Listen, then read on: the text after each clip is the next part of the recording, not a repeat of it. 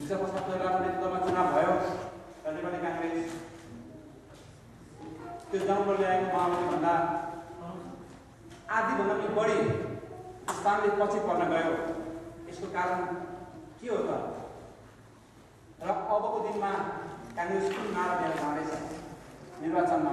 हिजो गिरिजावाले 56 सालको चुनावमा भन्नुहुन्थ्यो कि अबको प्रधानमन्त्री म खाँदिनँ, अब प्रधानमन्त्री किशुनजी भनेर जानुभयो। जनताले विश्वास गरे साँच्चै नै अब त्यसमा के हुन्छ भनेर काङ्ग्रेसलाई बहुमत दिए।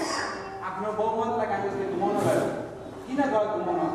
केन्द्रीय सचिव यहाँ हुनुहुन्छ र अब हुने असारको सायद पहिलो साता पहिले निर्वाचन घोषणा हुँदैछ र काङ्ग्रेस के नारा लिएर जाँदैछ? हामी पनि भोलि निर्वाचनमा भाग लिन नेपाल आयौँ भने के नारा लिएर हामी जाने गाउँमा? के भन्ने मतदाताहरूलाई, हाम्रा विपक्षी साथीहरूलाई जसले हाम्रो भनेको कुराहरू मान्छन् उहाँहरूले, उहाँलाई रुटलाई भोट हाल भन्दाखेरि के छ तिमीको भिजन? यहाँ समक्ष अनुमति चाहन्छु। सर्वप्रथम आजको यस अधिवेशनमा आफ्नो मन्तव्य प्रस्तुत गरिदिनु हुन यस अधिवेशनका निर्वाचन कमिटीका सदस्य एनआरएम ढुङ्गाचका कोअर्डिनेटर र नेपाल जनसङ्घ समितिका सल्लाहकार श्री श्रीराम गणेशलाई सर्वप्रथम मञ्चमा लिन चाहन्छु।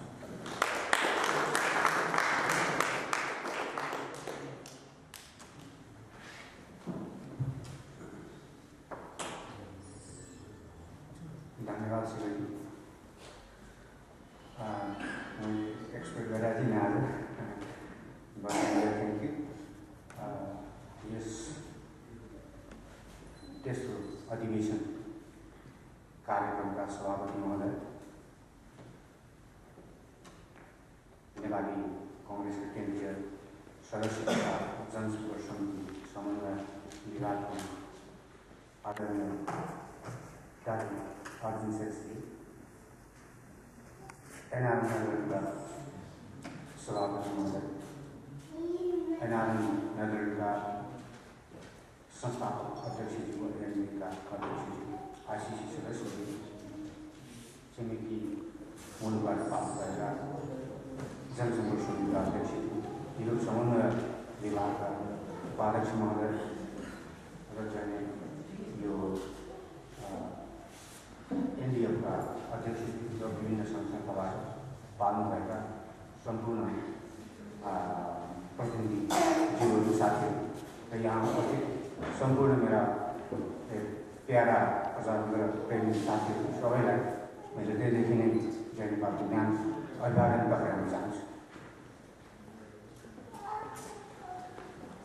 आज तेस्रो अधिवेशन हुन गइरहेको छ। त्यो तेस्रो अधिवेशन पनि सर्वसम्मतीय अधिवेशन हुन गइरहेको छ। त्यसले गर्दाखेरि आज उपस्थिति अलिकति थोरै पातलो लाग्नु स्वाभाविक हो। किन भन्दाखेरि सर्वसम्मतीय वातावरण बन्दा ठिकै छ, सबै राम्रै छ अब भनेर शुभकामना साथीहरूले दिँदै सबै काममा व्यस्त हुनुहुन्छ होला पक्कै। यो निकै राम्रो कुरा हो। 5 वर्ष अगाडि हामीले चाहिँ जनसम्पर्क समितिको स्थापना गर्दा हामी जम्मा 30-40 जना सदस्य थियौँ। अहिले चाहिँ आएर हामी 250-300 जना सदस्य बनेका छौँ। सर्वसम्मतीय वातावरणमा पनि 250-300 सदस्य जनसम्पर्क समिति बन्नु भनेको जनसम्पर्क समितिको भविष्य निकै राम्रो छ, उज्जवल छ भन्ने कुराको सङ्केत हो। र यदि चुनावी माहौल भइदिएको भए अथवा आवश्यक पर्यो भने डेमोक्रेटिक साथीहरूको सङ्ख्या नेदरल्यान्डमा थुप्रै रहेछ, 500-600-700 जना सदस्य साथीहरूलाई बनाउन सकिँदो रहेछ। र चाहिँ जनसम्पर्क समिति नेदरल्यान्डको एकदम मजबुत संस्था हो, मजबुत संस्था चाहिँ छ भन्ने कुरामा चाहिँ यसले विश्वास दिलाएको छ। जनसम्पर्क समिति जो निरीक्षक बसेको हुन्छ उसलाई सोधेछन्, बिचरा निरीक्षकले के नै ग्यारेन्टी लिन सक्नुहुन्थ्यो? त्यो सिचुएसन, त्यो परिवेश र त्यो वातावरणका हामीसँग थुप्रै जिज्ञासाहरू छन्। हाम्रो एउटा भनाइ नै थियो कि हामी नेपालमा हिजो प्रतिशतात्मक भावनाबाट एउटा कन्सेप्टबाट गुज्रेका थियौँ, आज त्योभन्दा धेरै अगाडि आइसकेका छौँ। त्यसैले अहिलेको परिवेशमा यो भनाइ मेल खाँदैन, ढिलै होस् छोरै होस् भन्ने मान्यता हिजो प्रतिशतात्मक परिवेशमा राख्थ्यौँ। हामी नेपालीहरूले र आज त्योभन्दा फरक समय र परिवेश फरक दिशातिर भागिरहेको छ। त्यही पनि ढिलै भए पनि छोडै होस् भन्ने अपेक्षा त्यो कन्सेप्टमा त हामी छैनौँ, माथि उठिसकेका छौँ र नेपालको राजनीतिक परिवेश ठ्याक्क मिल्दोजुल्दो ढिलै भए पनि एउटा रेखी सरकार पाएको छ। त्यसका धेरै जिज्ञासाहरू छन्। त्यसबारेमा म यहाँहरूलाई भन्न त चाहदिनँ। यसका सम्पूर्ण जिज्ञासाहरूको बारेमा गहकिला ओजनदार शब्दहरू हाम्रो प्रमुख अतिथिज्यूको मुखबाट सुन्न यहाँहरू आतुर हुनुहुन्छ र मलाई आशा छ यस बारेमा हाम्रो प्रमुख अतिथिज्यूले हामीलाई क्लियर बनाइदिनु हुनेछ। र अर्को कुरा, आज हामी यो अधिवेशनमा उपस्थिति लिउन रहेका छौँ कि हरेक सङ्घ संस्था सदस्यज्यू एवं पूर्व सभासद र नेपाली जनसम्पर्क समिति समन्वय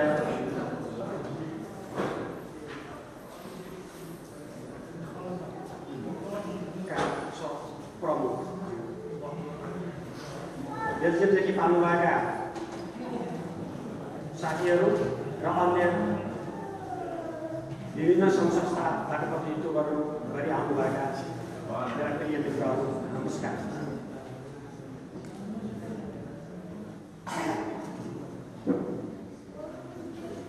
जनसम्पर्क समिति नेदरल्यान्ड 2008 सालमा आफ्नो लक्ष्य र विभिन्न उद्देश्यहरू लिई अगाडि बढी राष्ट्रिय समन्वयता र प्रजातन्त्रको विकास, राजनीतिक जनचेतनालाई ठुलो योगदान पुर्याउँदै नेदरल्यान्डमा रहेका नेपालीहरूबाट आफ्नो व्यक्तिगत तथा सामूहिक रूपबाट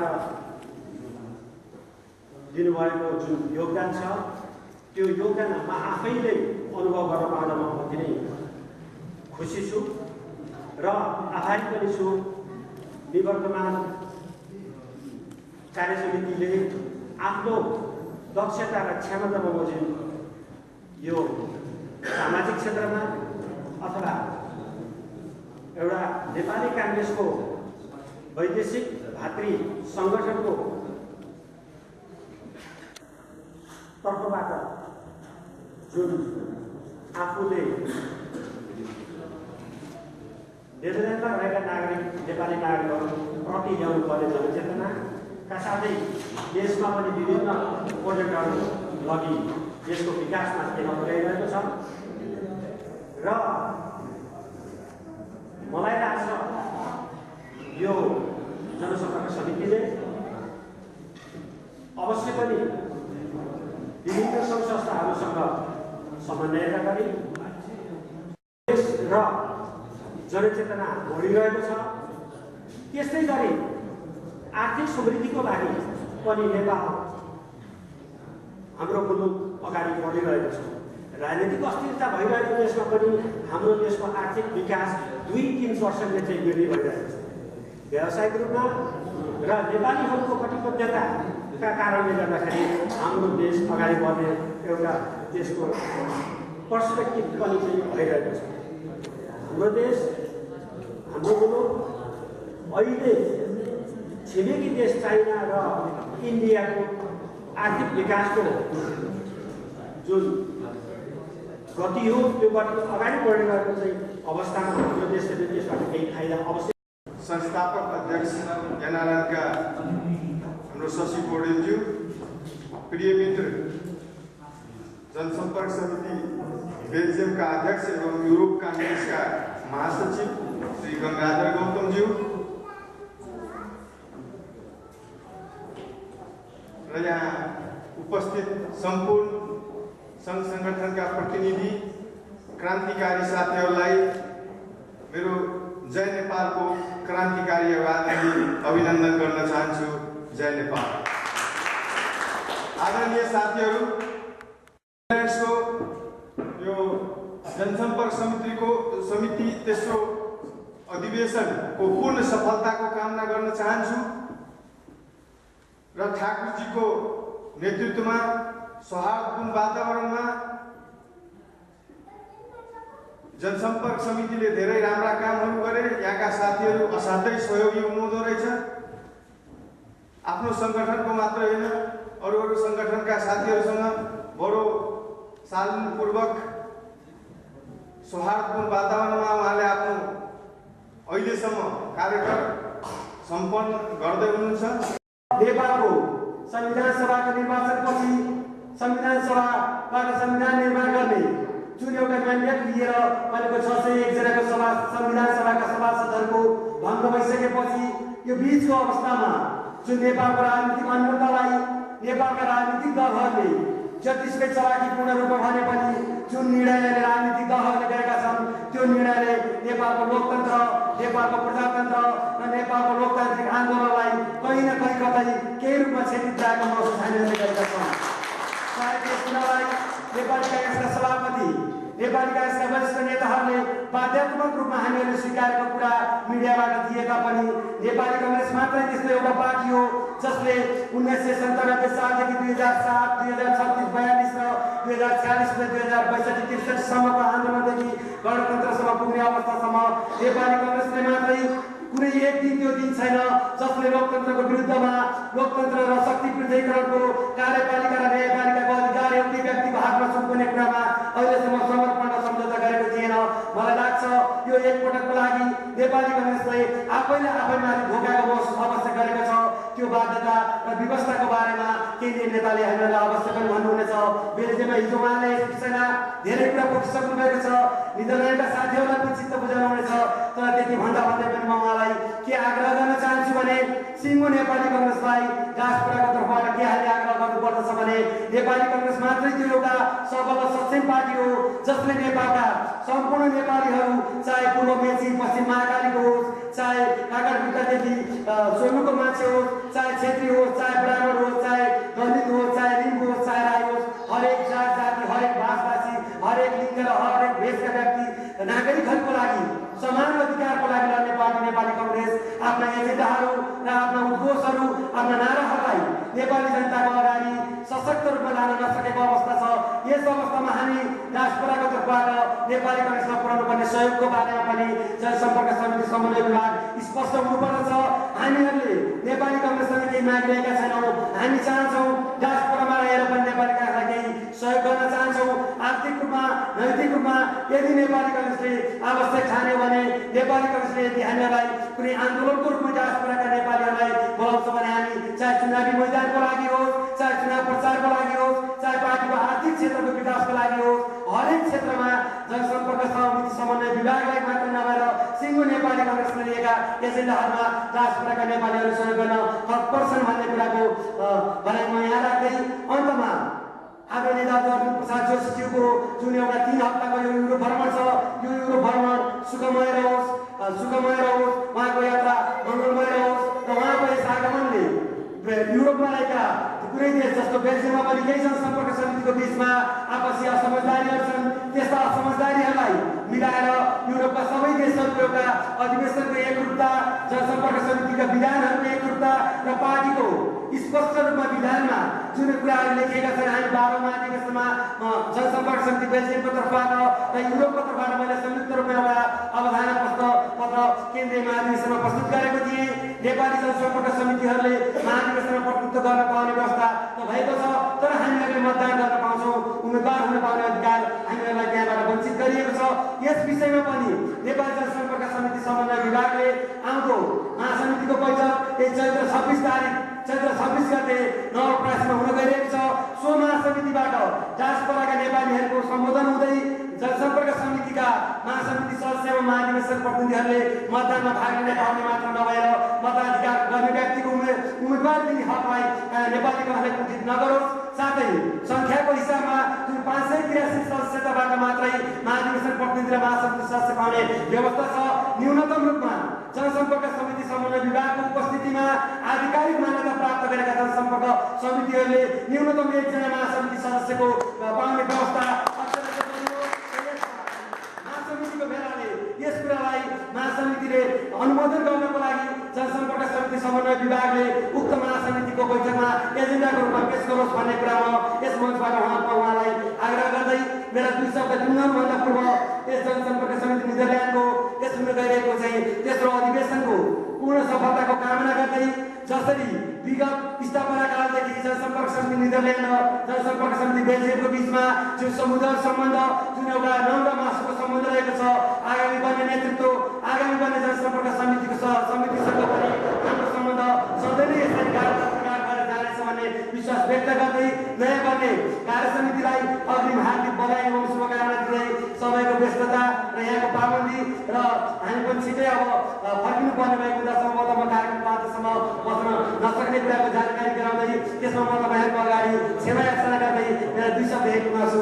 धन्यवाद। जय नेपाल। गैर आवासीय नेपाली सङ्घ पछाडिको सबभन्दा ठुलो संस्थाको रूपमा स्थापित नेपाली जनसम्पर्क समितिले आजसम्म नेदरल्यान्डमा बसोबास गर्ने नेपालीहरूका सहयोगका हकमा र नेपालको प्रजातान्त्रिक आन्दोलनको सहयोगको हकमा र नेपालमा विभिन्न क्षेत्रमा आर्थिक सामाजिक र राजनैतिक सहयोगका रूपमा नेपाली काङ्ग्रेसका नेताहरूले आफू जेलको कालो कोठरीमा थुनिँदाखेरि पनि कुनै पनि बेला चाहे पञ्चायतसँग होस् चाहे राणासँग होस् कहिले पनि सम्झौता गरेनन्। तर कि लामो यो चाहिँ युद्धको सिर्जना गरेर हजारौँ नेपाली जनताहरूको हत्यामा संलग्न भएको एउटा पार्टीले एउटा विशेष परिस्थिति माओवादीले सिर्जना गरेको वर्तमान अवस्थामा देशको वर्तमान अन्यलपूर्ण राजनीतिलाई निकासा दिनको लागि आज नेपाली काङ्ग्रेसले पनि अलिकति अप्ठ्यारो सम्झौता गर्न पुग्यो कि भन्ने महसुस हामीलाई भएकै हो। नेपाली काङ्ग्रेसले सधैँ बोलिराख्ने गरेको न्यायपालिकाको संरक्षणका लागि र कार्यपालिका न्यायपालिकाको व्यक्ति आज प्रमुख एउटै हुँदा कतै नेपाली न्याय क्षेत्र नेपाली स्वतन्त्रता नेपालको संविधानमा उल्लेख भएका कुराहरूलाई झन् मिचिएर कतै एकदम डिक्टेटरसिप लागू हुने हो कि भन्ने जुन आशंका अहिले नेपाली जनतामा बढेको छ त्यसलाई नेपाली काङ्ग्रेसले गम्भीरता चलाखीपूर्ण र बडो सचेतनका साथ कि एउटा अधिनायकवाद लाग्न खोज्ने जुन शक्तिहरूको भित्र इच्छा छ त्यसलाई निमिटाइने पार्नका लागि जसरी हुन्छ संविधान सभाको चुनावमा गएर हिजो संविधान सभाले नेपाली जनतालाई दिन नसकेको संविधान दिन नसकेको अवस्थालाई आत्मसात गरेर नेपाली जनताका अगाडि एउटा सम्पूर्ण राजनैतिक दलहरूका तर्फबाट आत्मआलोचना गरेर जनताहरूलाई वास्तविक कुरा बुझाउँदै आगामी संविधान सभाको निर्वाचनमा ठुलो पार्टीको रूपमा स्थापित भई मुलुकलाई संविधानविहीन अवस्थाबाट निकासा दिनुपर्छ भन्ने सम्पूर्ण नेपाली जनताको चाहना र विदेशमा बस्ने स्वदेशमा बस्ने सबै नेपाली जनताको चाहना पुरा गर्नका लागि नेपाली काङ्ग्रेस लाग्न सक्नेछ भन्ने कुरामा हामी विदेशमा रहेका प्रवासीहरू प्रजातन्त्रवादीहरू पनि पूर्ण रूपमा आशावादी छौँ। आदरणीय साथीहरू, म अब केही कुरा थोरै चाहिँ जनसम्पर्क समितिको बारेमा भन्न चाहन्छु। वास्तवमा आज केही मात्रामा अलि उपस्थितिलाई हामीले अलि धेरै नै हुन्छ भन्ने सोचेका थियौँ, यो न्यून उपस्थिति रह्यो। जनसम्पर्क समितिले को यो वर्तमान समिति निर्माण गर्ने क्रममा धेरै साथीहरू विभिन्न पोजिसनमा चाहिँ आफ्नो उम्मेदवारीहरू दिनुभएको थियो। तर हामीले सबै साथीहरूलाई धेरै साथीहरूलाई एउटै पोजिसनमा राख्न सक्ने अवस्था अवश्य पनि कुनै सङ्घ संस्थामा हुँदैन। आपसी समझदारी, आपसी सल्लाह, सद्भावसहित हामीले चाहिँ कि एउटा सर्वसम्मति वातावरणमा हामीले समितिको निर्माण गरेका छौँ, जुन समिति हामीले अहिले बन्द सेसनमा घोषणा गर्नेछौँ। र साथीहरू कि जुन साथीहरूले आफ्नो कुनै पदमा बस्ने त्यो पदमा रहेर काम गर्ने चाहना हुँदाहुँदै पनि एउटा सहमति वातावरण निर्माण गर्नका लागि जुन जति त्याग गरेर एउटा साथीलाई अर्को साथीलाई छोडिदिएर त्यसको सहयोगी बनेर सङ्गठनलाई अगाडि बढाउने कुरामा जुन त्याग गर्नुभएको छ त्यसको लागि नेपाली जनसम्पर्क समिति र यो सिङ्गो सङ्गठनले उहाँहरूको मूल्याङ्कन अवश्य पनि गर्नेछ भन्ने कुरामा मलाई विश्वास लागेको छ। र हामीले विभिन्न क्षेत्र, विभिन्न समूह र विभिन्न समुदायहरूलाई समेटेर अहिलेको नेपाली जनसम्पर्क समितिको निर्माण गरेका छौँ। आशा छ हिजोका दिनहरूमा जसरी नेपाली जनसम्पर्क समितिहरूले नेदरल्यान्डमा एउटा हरेक क्षेत्रमा आफ्नो वर्चस्व देखाउन सफल भएको थियो। भोलि आउने कमिटी पनि त्यो आफ्नो वर्चस्वलाई त्यो इतिहासलाई कायम राख्नको लागि सफल हुनेछ भन्ने कुरामा पनि मलाई पूर्ण विश्वास छ। र अन्तमा कि यो जुन अब हाम्रो मनहरी ठाकुर प्रसाद शर्माजीले नेतृत्व गरेको जनसम्पर्क समिति आज विधिवत रूपमा आफ्नो कार्य समापन गर्दै नयाँ समितिलाई आफ्नो यो कार्यभार सुम्पाउँदैछ। र मैले उहाँलाई पनि एउटा संस्थापक अध्यक्षका हिसाबले जनसम्पर्क समितिको संस्थापक अध्यक्षका हिसाबले हार्दिक धन्यवाद दिन चाहन्छु कि जनसम्पर्क समितिको स्थापना कालदेखि नेदरल्यान्डमा जुन नेपाली समुदाय नेपाली सङ्घ संस्थाहरूका बिचको समन्वय सद्भावलाई कायम राख्दै एउटा प्रजातान्त्रिक विचारलाई उच्च स्थानमा सफल बनाउँदै तपाईहरुले आफ्नो शिर ठाडो पार्दै आज चाहिँ बिदा लिँदै हुनुहुन्छ र नयाँ साथीहरूलाई आफ्नो अभिवादन सुम्पाउँदै गर्दै हुनुहुन्छ। त्यसको लागि तपाईहरुलाई पनि म पुनः बधाई दिन चाहन्छु। तपाईहरुको सफल कार्यकालका लागि एकदम धेरै हृदयदेखि नै म गैर आवासीय नेपाली सङ्घको अध्यक्षका हिसाबले र जनसम्पर्क समितिको संस्थापक अध्यक्षका हिसाबले तपाईहरुलाई धेरै धेरै धेरै धन्यवाद दिन चाहन्छु। र नयाँ आउने समिति जसले आगामी दिनमा जनसम्पर्क समितिलाई हिजोका दिनमा र आजका दिनमा भन्दा अझ मजबुत बनाउँदै अझ धेरै साथीहरूलाई सङ्गठित गर्दै आफ्नो कार्यलाई अगाडि बढाउनेछ। नेपाली काङ्ग्रेसको हितका निम्ति विदेशमा बस्ने नेपालीको हितका निम्ति एकदम विभिन्न मुद्दाहरूलाई केन्द्रसम्म र नेदरल्यान्डमा पनि एकदम निरन्तर रूपमा अगाडि बढाउन सकोस् भन्ने शुभकामना दिँदै मेरा 2 शब्द टुङ्गाउँछु। धन्यवाद। जय नेपाल। अधिवेशनका अध्यक्षता गर्नुभएका आदरणीय अध्यक्ष महोदय, जनसम्पर्क समितिका संस्थापक अध्यक्षज्यू, एनआरएनका अध्यक्षज्यू लगायत जनसम्पर्क समिति स्थापना गर्न महत्त्वपूर्ण योगदान पुर्याउनुहुने यहाँ उपस्थित सम्पूर्ण साथीहरू, सबभन्दा पहिला त म तपाईँको यो तेस्रो अधिवेशन करिब करिब आजै सम्पन्न हुने क्रममा रहेको छ।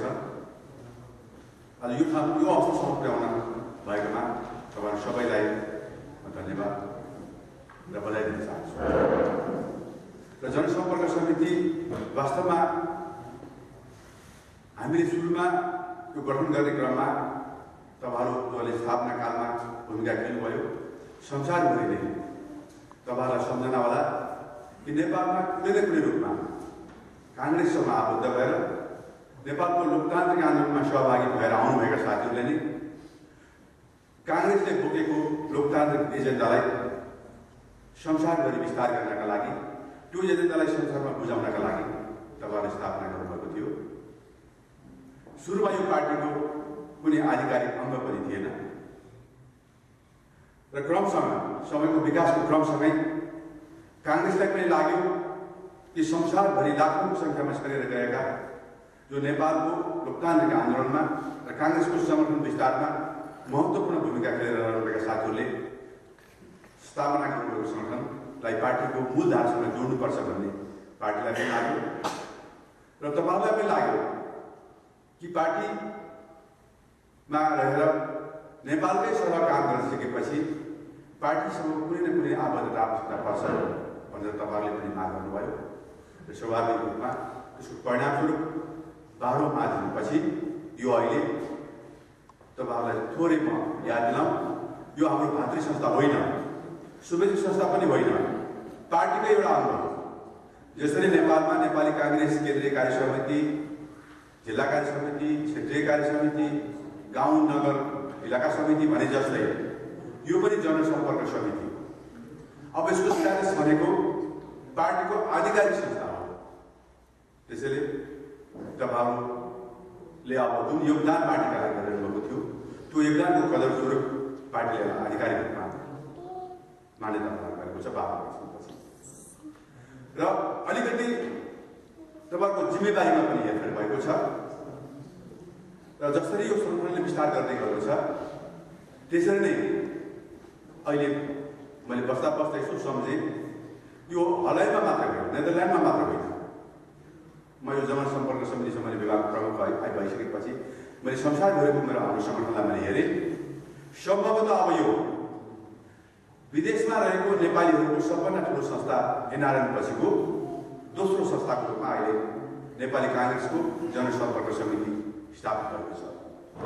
बिचमा म करिब 1-1.5 महिना अगाडि लन्डन अमेरिकातिर पनि गएको थिएँ, युरोपमा अगाडि पनि आएको थिएँ र अहिले पनि हेर्दैछु। तपाईँले भारतमा हेर्नुहोस्, पश्चिम एसियामा खाली मुलुकमा हेर्नुहोस्, अस्ट्रेलियामा हेर्नुहोस्, जहाँ पनि जापानमा हेर्नुहोस्, जहाँ पनि यो एनआरएन पछिको दोस्रो चाहिँ ठुलो शक्तिशाली समिति भएको छ। त्यसको सम्पूर्ण श्रेय तपाईँलाई लाग्छ कि मैले नेपालबाट हेर्दा र नेपालबाट म जस्तो अरू काङ्ग्रेसले हेर्दा तपाईँहरू यहाँ रोजगारीका लागि आएको देखिएला, तपाईँहरूले आफ्नो सम्पन्नताका लागि, आफ्नो चाहिँ बेटरमेन्टका लागि, आफ्नो प्रगतिका लागि आएको देखिएला केवल। त्यसैले नेपालबाट हेर्दा तपाईँहरूको नाता काङ्ग्रेससँग नदेखिएला, तर तपाईँहरूलाई नजिकबाट हेर्ने हो भने, तपाईँले गरेको विगतमा गरेको र हालसम्म गरेको क्रियाकलापलाई निहालेर हेर्ने हो भने, र खास गरी मैले जनसम्पर्क समितिमा आउनुभन्दा अगाडिदेखि र अहिलेसम्म पनि मैले हेर्दा कि काङ्ग्रेससँगको तपाईँको सम्बन्ध अझ बढी प्रगाढ भएको देखेको छु। मैले भन्ने गर्छु किन चाहिँ पहिलो अपोइन्टमेन्टहरू हुन्छ, त्यसका लागि गर्नुहुन्छ र त्यहाँको झगडाहरू के प्राप्तिका लागि पाउनका लागि हुन्छ, तर यहाँ तपाईँहरू के गुमाउनका लागि झगडा गर्नुहुन्छ। आदि तपाईँहरू झगडा भएको छ, कतिले आफ्नो चाहिँ बिदा लिएर आउनुभएको छ, कतिले बिदा लिएर आउनुभएको छ होला। आज तपाईँले काममा नगए बापत तपाईँले आजको आम्दानी गुमाउनु भएको छ होला। मात्रै होइन, फेरि यहाँ आयो बापत तपाईँहरूले चाहिँ यसको चाहिँ निश्चित शुल्कहरू हुन्छ होला, सहयोगहरू हुन्छ होला, त्यो पनि दिनुपर्ने छ। तर पाउनुहुन्छ के? त तपाईँहरू संस्कृति पाउनुहुन्छ। नेपालको कुनै ठाउँको चाहिँ जिल्लाको तपाईँले यहाँबाट सभापति गर्न मिल्छ, नगरपालिकाको मेयर मिल्छ। त्यसैले मलाई के लाग्छ भने नेपालभन्दा बाहिर रहेर पनि काङ्ग्रेसप्रति जुन तपाईँहरूको माया मैले देखेको छु, मुलुकप्रतिको माया देखेको छु, त्यो साँच्चै काङ्ग्रेसले चाहिँ रिवार्ड गर्नुपर्ने, काङ्ग्रेस सम्मान गर्नुपर्ने र आदर गर्नुपर्ने विषय पनि मलाई लाग्छ। र त्यसै विषयमा 12औं महाधिवेशन मलाई सम्झना छ। 12औं महाधिवेशनको पूर्व सन्ध्यामा उसको विधानको संशोधन कुरो आएको थियो। म त्योभन्दा अगाडि पनि यहाँ आएको थिएँ, ठाउँमा घुमेर जाँदाखेरि जुन खालको नजिकबाट मैले चियाएर हेरेँ कि पार्टीको यो विशाल सङ्गठनलाई हामीले वास्तवमा पार्टीको मूल ढाँचासँग आबद्ध गर्ने हो भने पार्टीलाई हामीले ठुलो योगदान गर्न सक्छ भनेर विधान संशोधनको क्रममा धेरै सफल भयो। र कतिपय साथीहरूलाई लाग्यो, अघि पनि भने कि विदेशमा जाने, डलर पाउन्ड वा युरो कमाउन जाने, अनि काङ्ग्रेसको महाधिवेशन प्रतिनिधि खोज्ने, पैसा पनि चाहिँ पार्टी पनि त्यो धेरै लडाइँ गऱ्यौँ हामीले। र केही नेताहरूले, खालि सर्वोच्च नेताहरूले हामीले कन्भिन्स गर्न सक्यौँ। र परिणामस्वरूप 12औं महाधिवेशनपछि अब तपाईँहरू नेपालको महाधिवेशन प्रतिनिधि सरह नेपालको समर्थनमा जुन खालको चाहिँ हैसियत राख्नुहुन्छ नेपालमा बसेर, त्यो हैसियत तपाईँलाई राख्नुभएको छ। अहिले महाधिवेशन प्रतिनिधि हुनुहुन्छ र महाधिवेशन प्रतिनिधि भनेको काङ्ग्रेसको एउटा सर्वोच्च निकाय हो जसले काङ्ग्रेसको भविष्य निर्धारण गर्छ। काङ्ग्रेसलाई कुन बाटोमा हिँडाउने, भोलिका दिनमा काङ्ग्रेसको गन्तव्य के हो, त्यो गन्तव्यलाई परिणाम गर्ने के हो, काङ्ग्रेसको सम्पूर्ण भविष्य निर्धारण गर्ने संस्था भनेको काङ्ग्रेसको महाधिवेशन प्रतिनिधि हो। र त्यही महाधिवेशन प्रतिनिधिमा अहिले जनसम्पर्क समितिका साथीहरू अहिले थोरैको सङ्ख्यामा हुन्छ होला, र जो त्यो ठाउँमा चाहिँ सम्भव भएको छ। र महाराज तपाईँहरूलाई अर्को पनि खुसीको कुरा म जानकारी गराउन चाहन्छु कि अबदेखि मेरो कार्यकालमा जनसम्पर्क समितिहरूलाई साँच्चै यो चाहिँ केवल विदेशमा पैसा कमाउन गएका अरूको जमात मात्रै होइन, विभिन्न बाध्यात्मक परिस्थितिले विदेशमा बस्न परे पनि विदेशबाट रहेर काङ्ग्रेस र मुलुकलाई बलियो बनाउने सशक्त जमात हो भने स्थापित गर्नका लागि मेरो कार्यकालमा मैले सम्पूर्ण रूपमा प्रयत्न गर्नेछु। र तपाईँहरूलाई म आज ठाउँबाट भन्न चाहन्छु, अहिले 12औं महाधिवेशनपछि तपाईँहरू केवल महाधिवेशन प्रतिनिधि हुनुभएको छ भने अब छिट्टै तपाईँहरू अब काङ्ग्रेसको केन्द्रीय निकायमा पनि तपाईँहरूलाई मलाई जानेछ। अब कुन देशबाट को जानुहुन्छ यो तपाईँहरूले आपसमा सहमति गर्ने विषय हो, केन्द्रीय निर्णय गर्ने विषय हो। अबदेखि काङ्ग्रेसको केन्द्रीय छैन, आवश्यक छैन।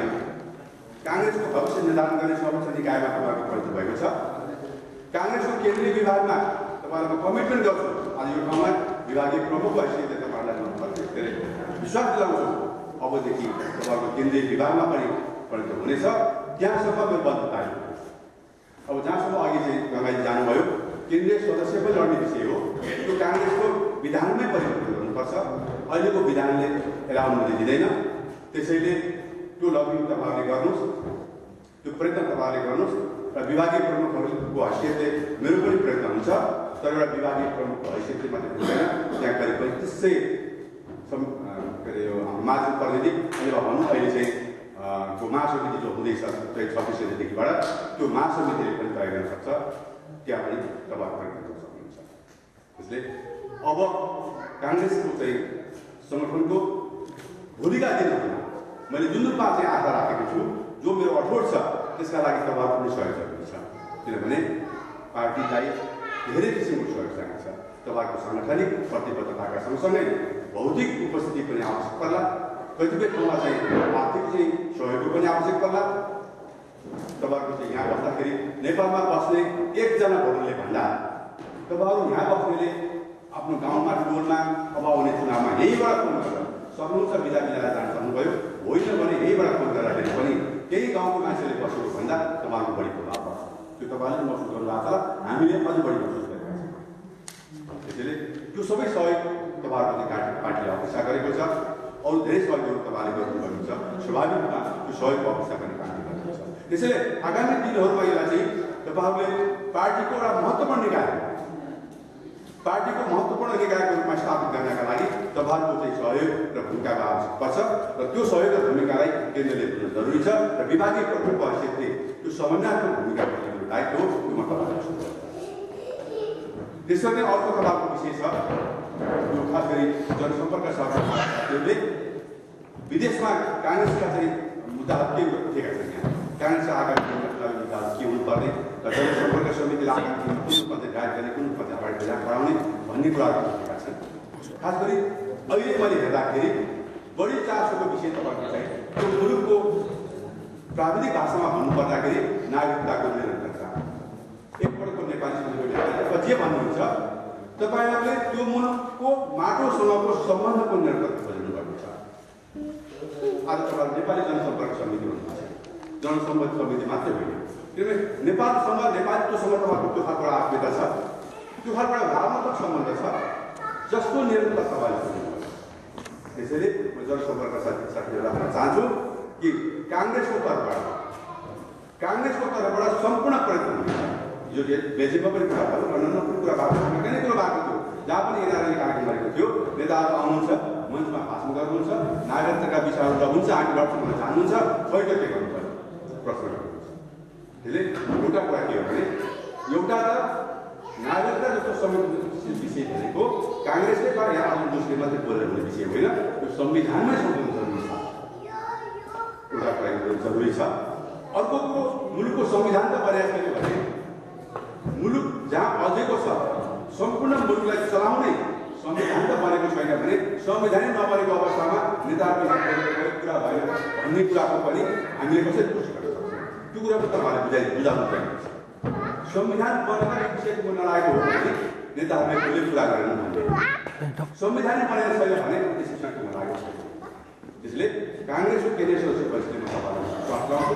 काङ्ग्रेसको केन्द्रीय समितिको बैठकमा त्यो छलफल उठ्नेछ, तपाईँहरू थाहा पाउने गरी उठ्नेछ र भोलि संविधान सभाको चुनाव भइसकेपछि त्यो नागरिकता सम्बन्धी चाहिँ जो संविधान सभाको समिति रहनेछ, त्यसमा काङ्ग्रेसका सदस्यहरूले पनि तपाईँहरूको जुन खालको यो चाहिँ कन्सर्न छ, जुन खालको तपाईँको यो चासो छ, त्यो चासोलाई काङ्ग्रेसले चाहिँ आम रूपमा त्यो चाहिँ कुरालाई उठाउनेछ र देशको संसारभरि तपाईँहरूलाई चाहिँ गर्व महसुस हुने गरी काङ्ग्रेसले चाहिँ यो एजेन्डालाई देखाएको छ, काङ्ग्रेसले आफ्नो जो प्रयत्न गरेको छ भन्ने कुरा महसुस गरी उठ्नेछ। त्यो तपाईँहरूलाई पनि विश्वास गर्न चाहन्छु। तर मैले मात्रै भनेर काङ्ग्रेसले मात्रै भनेर हुँदैन र जहाँसम्म लाग्छ यो कुरालाई तपाईँले जोड्न पनि जरुरी छ। कुरा सुरुमा कसरी आयो भने तपाईँले चाहिँ दोहोरो नागरिकता कुरा, दोहोरो नागरिकता भन्दा साथै त्यो शब्दले चाहिँ धेरै मान्छेले बुझेन। किन नागरिकता कसो उसले विदेशमा पार्टी काम भन्दाखेरि कसैले एउटा नागरिकता नपाउने यो यिनीहरू दौड नागरिकता कुरा गर्ने भन्ने कुरा पनि त्यसले त्यो शब्द चयनमा पनि कहीँ कहीँ समस्या आएको छ।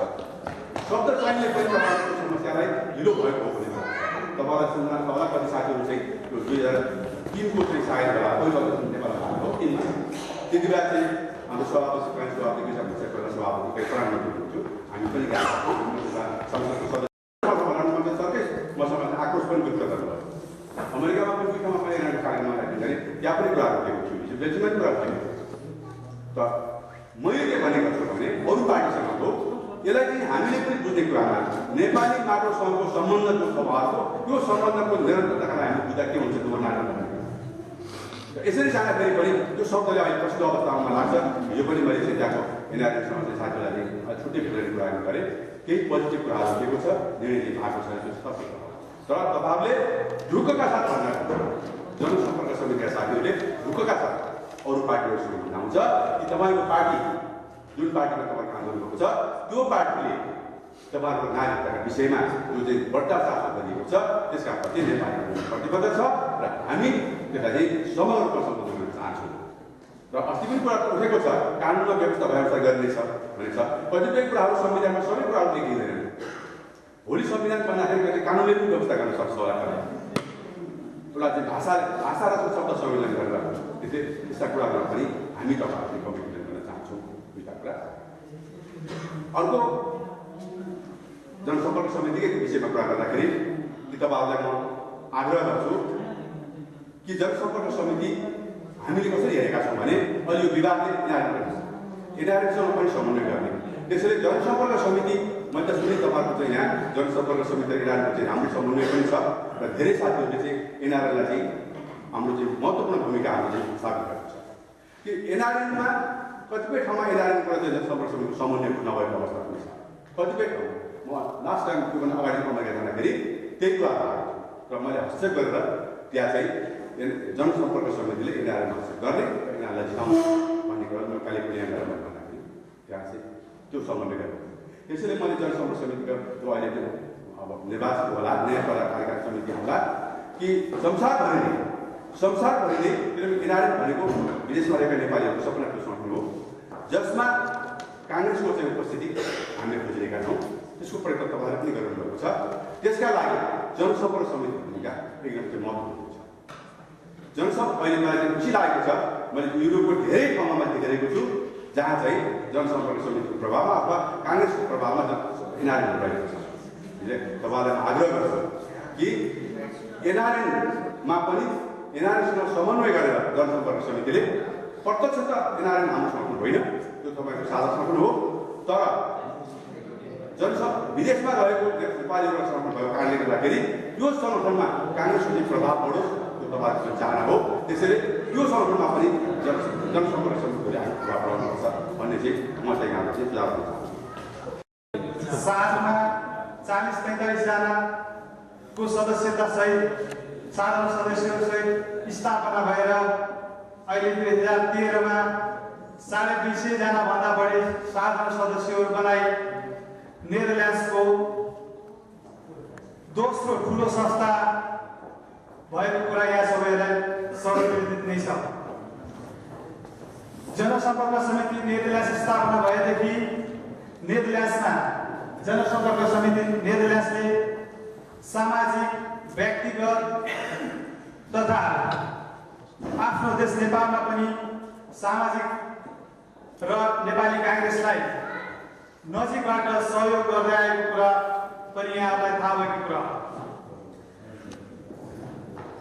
नेपाली जनसम्पर्क समितिले संस्थाको विकास गर्नका लागि विभिन्न नेदरल्यान्ड्समा रहेका विभिन्न संस्थाहरूसँग मिली धेरै कामहरू गरिसकेको कुराहरू पनि यहाँलाई थाहा छ र त्यसै क्रममा नेपाली जनसम्पर्क समितिले गएको एनआरएमको अधिवेशनमा नेपाली जनसम्पर्क समितिको तर्फबाट अत्याधिक बहुमतले आफ्नो प्यानललाई विजय गराउन सफल भएको कुरा पनि यहाँलाई अवगत भएको कुरा र नेपाली जनसम्पर्क समितिले नेपालमा सामाजिक काम गर्नको लागि एउटा दुर्गम जिल्ला जहाँ माओवादीको दबदबा भएको क्षेत्र दुर्गम गाउँ रोल्पाको करेटी गाविसमा दुई कोठाको विद्यालय भवन निर्माण गर्नको लागि जुन सुरुवात गरेको थियो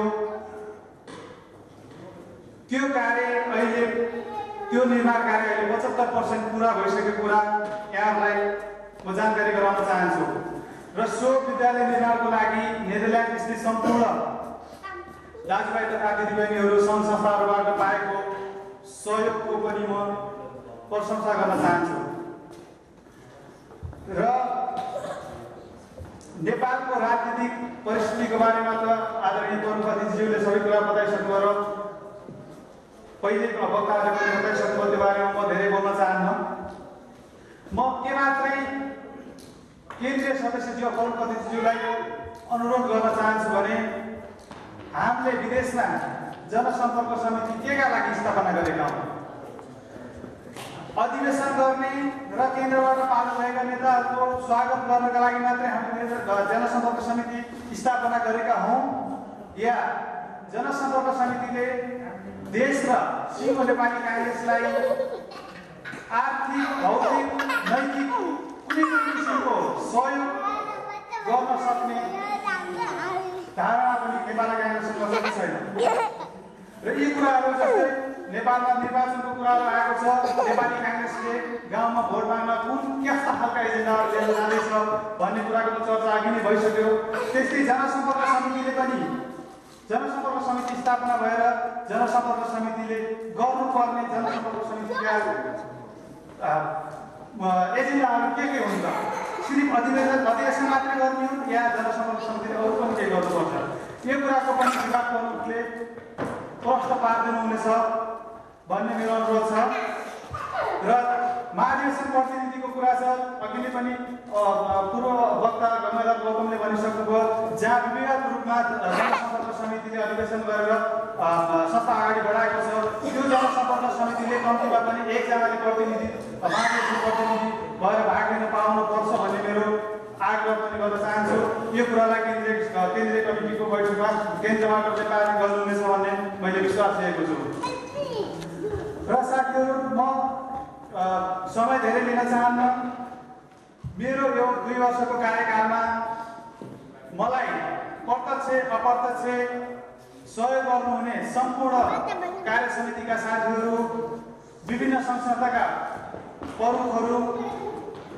र नेदरल्यान्ड्सवासी सम्पूर्ण दाजुभाइ तथा दिदीबहिनीहरूलाई धन्यवाद दिन चाहन्छु र आज यो तेस्रो अधिवेशनमा प्रमुख अतिथिको हाम्रो चाहिँ निमन्त्रणालाई स्वीकार गरी प्रमुख अतिथिको रूपमा पाल्दिनु भएकोमा केन्द्रीय नेपाली काङ्ग्रेसका केन्द्रीय सदस्य एवं नेपाली जनसम्पर्क सदस्य मेरा प्रमुख अर्जुन प्रसाद जोशीज्यूलाई धन्यवाद दिन चाहन्छु र मलाई यो मेरो 2 वर्षको कार्यकालमा सहयोग गर्नुहुने मेरा कार्य समितिका साथीहरू एवं विभिन्न व्यक्तित्वहरूलाई मैले एउटा सम्मान स्वरूप प्रशंसा पत्र प्रदान गर्न गइरहेको छु यसलाई यहाँले स्वीकारी लिइदिनु हुन म अनुरोध गर्दछु र यसमा मलाई सहयोग प्रदान गरिदिनु हुनको लागि प्रमुख अतिथि अर्जुनलाई समारोहको लागि सत्ताइस सालको भित्ति पात्र प्रकाशनको लागि 250 खर्च भएको छ एनआरएसको चुनावमा मसँग 84 भएको छ अतिथि सत्कारका लागि 406 खर्च भएको छ समीक्षा बैठक तथा खाना खानको लागि 150 खर्च भएको छ वेतन खर्च 30 भएको छ ब्याङ्किङ खर्च 27 भएको छ विद्यालय परियोजनामा हामीले 27 पढाइसकेका छौँ र त्यसको अधिवेशन खर्च 306 रुपियाँ र ब्याङ्क मौजा 306 रुपियाँ यति भन्दै मेरो आजको 2 शब्द भएका र कार्यक्रमको सभापति हुनुभएका आदरणीय सभापतिज्यू अब नवनिर्वाचित जनसम्पर्क समितिका सभापतिज्यू पूर्व सभापतिज्यूहरू यिनीहरूका आइसिसी मेम्बरहरू र उपस्थित सम्पूर्ण साथीहरू बडो खुसीको क्षण छ कि हामीले बडो भव्यतापूर्वक बडो समझदारीपूर्वक तेस्रो महाधिवेशन सम्पन्न भएको छ र त्यस अवसरमा म नेपाली काङ्ग्रेस केन्द्रीय सभापतिजीको तर्फबाट सिङ्गो नेपाली काङ्ग्रेस केन्द्रीय कार्य समितिको तर्फबाट र विभागको प्रमुखको तर्फबाट तपाईँको यो कार्यकालको पूर्ण सफलताको म कामना गर्दछु र विगतमा चाहिँ विगतको तपाईँको गौरवशाली इतिहास जो मैले अघि सुने गौरवशाली परम्परा छ नेदरल्यान्ड्समा आफ्नै कथा छ यसको गौरव गाथाको त्यसलाई यो नवनिर्वाचित सभापति लगायत सम्पूर्ण टिमले यो निरन्तरता कायम गर्नुहुनेछ भन्ने मैले विश्वास लिएको छु र सँगसँगै उहाँको यो टिमलाई सफल पार्नका लागि सम्पूर्ण सदस्यज्यू साथीहरूको सबै वरिष्ठ साथीहरूको सम्पूर्ण सहयोग रहने पनि मैले विश्वास लिएको छु र केन्द्रीय कार्य समितिको तर्फबाट यो कार्य समितिलाई सफल बनाउनका लागि मेरो भूमिका सदा नै रहने म तपाईँलाई विश्वास दिलाउँछु र अन्तमा नेपाली काङ्ग्रेसको जो गौरवशाली इतिहास त्यो मुलुकमा छ र त्यसैको एउटा संस्था त्यसैको एउटा अङ्गको रूपमा रहेको यो जनसम्पर्क समिति भोलिका दिनहरूमा युरोपमा मात्रै होइन